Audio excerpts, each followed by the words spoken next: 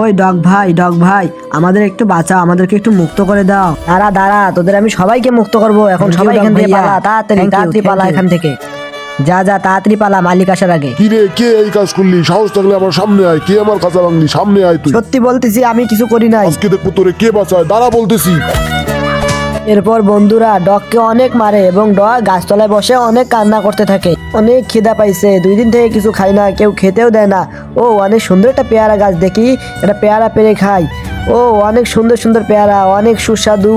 ও মাগো, পড়ে গেলাম, বাঁচাও। কিরে, ওটা আমাদের ডগ বন্ধু না যে আমাদেরকে বাঁচিয়েছিল? ও কেউ বাঁচাও। তাই তো, ওটা তো আমাদের ডগ বন্ধু। চল তো, চল চল, ডগ বন্ধু অনেক ব্যথা পাইছে মনে হয়। চল চল বন্ধু, দেখো আমরা এসে গেছি। ওই বন্ধু কথা বলো না কেন? ওই বন্ধু যা তো, একটা গাড়ি নিয়ে আয় তাড়াতাড়ি। এ লালু, আমি আসছি, আমি গাড়ি নিয়ে আসছি। বন্ধুরা তাড়াতাড়ি গাড়িতে ওঠা। বন্ধুর কিছু হইতে দেবো না। বন্ধু তোমার কিচ্ছু হবে না। বন্ধু তুমি গাড়িতে ওঠো। বন্ধুরা দেখতেই পেলে ডগের বন্ধুরা তাকে নিয়ে হসপিটালে যাচ্ছে, এবং এরা যতক্ষণে হসপিটালে যাচ্ছে ততক্ষণে তোমরা বাবা মাকে যারা ভালোবাসো তারা একটা লাইক, এবং আল্লাহকে যারা ভালোবাসো তারা চ্যানেলটিকে একটা সাবস্ক্রাইব করে দিও। আঙ্কেল আমাদের ডগ বন্ধুকে একটু দেখেন না, গাছ থেকে পড়ে গিয়েছে। বাচ্চারা তোমরা এখানে দাঁড়াও, তোমার ডগ বন্ধুকে আমি ডাক্তারের কাছে নিয়ে যাই।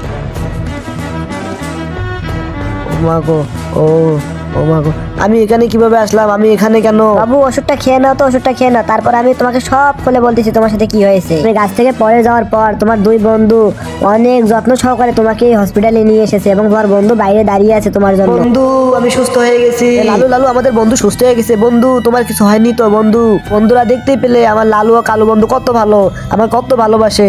তার জন্য প্লিজ একটা সাবস্ক্রাইব করে দাও তোমরা।